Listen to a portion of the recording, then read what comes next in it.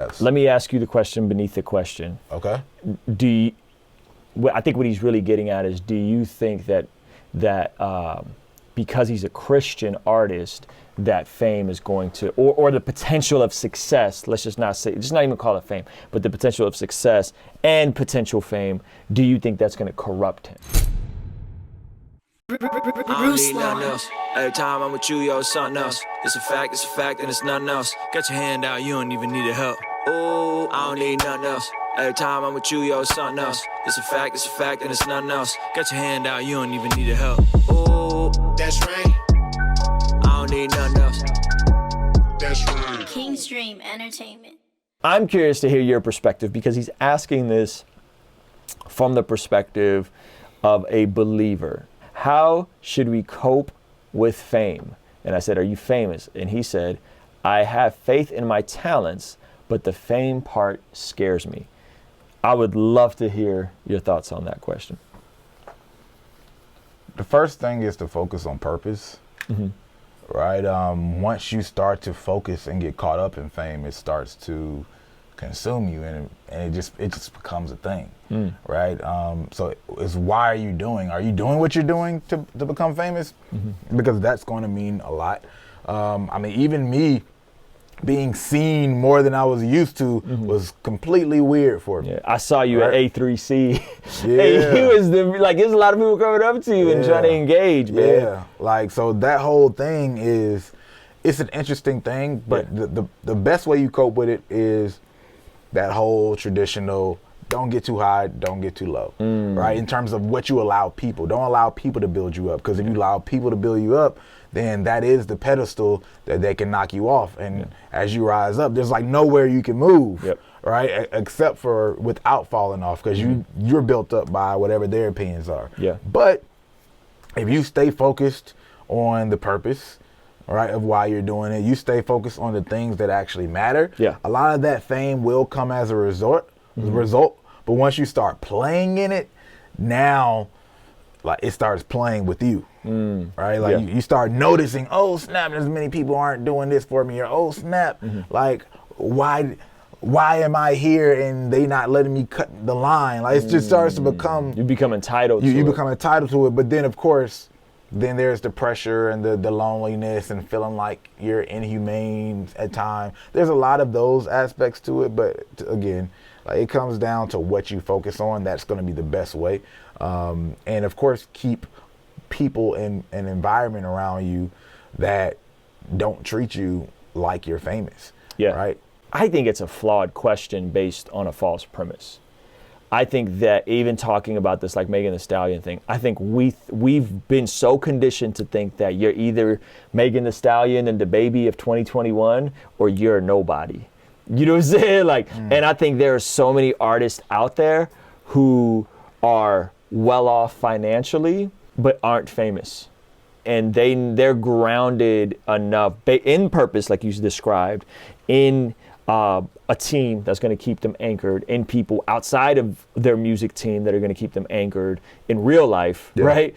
That keep them normal. And so I think it's just a flawed question in that there are alternatives. You know what I'm saying? There are alternatives. I'm assuming that he's saying that he wants to go a route that does have fame associated with it. But like, why does fame scare you? Because it is a new norm. Yeah.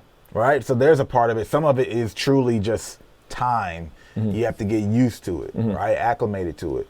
Also, a huge part of it is what type of people do you attract? Like, the type of brand you create will have a huge impact on the interactions you have with fans, because it's a difference between saying, hey, you've inspired me, and I don't know, like you're dealing with an adult audience or people with a more mature audience, and I listen to you, help me with business and things like that, versus, you're so amazing, like that whole thing, and or the certain lifestyles. Yes. Like, so the brand you put out, the energy you put out, all that type of stuff will have a huge impact as well, and it'll make it way easier. Like, for me, okay, for the most part, It's people who are interested in more business type things, Yeah. marketing type things, right? It's not just that general Yeah. type, and that's far more manageable. Yeah.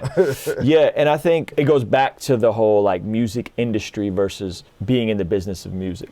You know what I'm saying? I feel like I could be in the business of music and maybe someday I step into the music industry, but I am not starting with the premise of I want to be in the music industry. I want to be famous. I want to be, you know what I mean? Like that's not my approach. Oh, I'm yeah. starting with I want to build a brand, a team, a business that is scalable. And a great TD Jakes quote, and I love TD Jakes, is he said, I think he said this on the Breakfast Club. He said, I never set out to be famous. He said, I set out to be effective.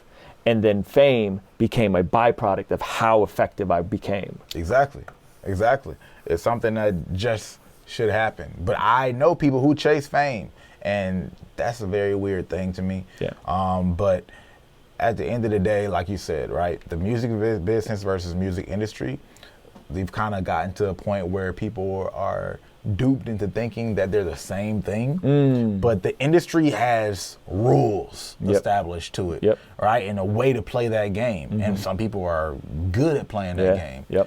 But music business, look, if I'm making a CD and I sell you the CD, that was business. We just did business. You're in the music business. Like that, that's it. Yeah. Right? So it's about making money. You don't have to do any of that other stuff. Yeah. Like you don't. These are distribution platforms and ways of doing it that get marketed to you as ways that, because it creates a system that we can profit off of.